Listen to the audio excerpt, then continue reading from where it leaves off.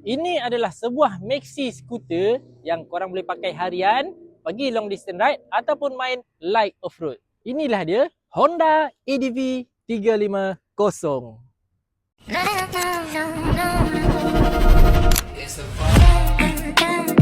Way back when I couldn't afford that. Got lit, now they all wanna call back. Motor ni berkapasitikan enjin 330cc single cylinder, 29 horsepower dan 31.9 Newton meter of torque.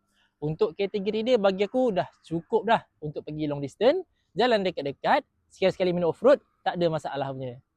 Seat height dia adalah 795mm. Aku punya tinggi 1700mm. Bila aku duduk macam ni, kaki aku menjenjit sikit. Nampak tu. Tapi seat dia selesa bang. Okay? Seat depan selesa, lebar. Seat belakang pun selesa, lebar. Nak bawa pillion memang terlentuk-lentuk pillion kat belakang tu.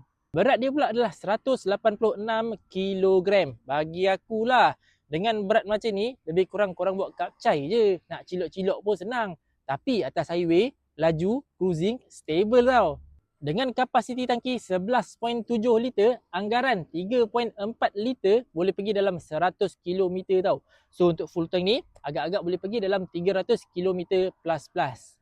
Aku jenis bila pergi ride, macam nak pindah rumah. So that's why lah aku pakai box.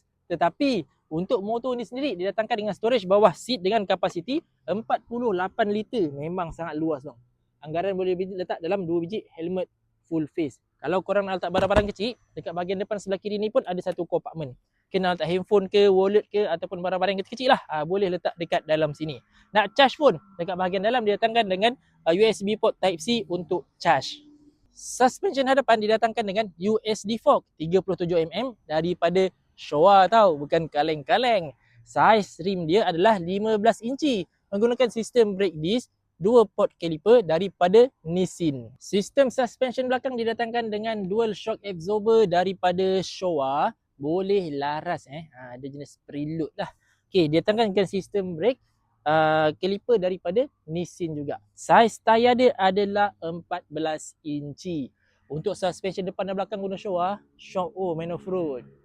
Ciri-ciri lain yang ada pada Honda ADV 350 ni, kini ia didatangkan dengan meter TFT saiz 5 inci. Siap sekali dengan Honda Road Sync tau. Nak tengok maps, jawab call, dengar lagu, tak ada masalah. Semua daripada sini saja. Selain itu, motor ni juga menggunakan sistem smart key dekat sini dah.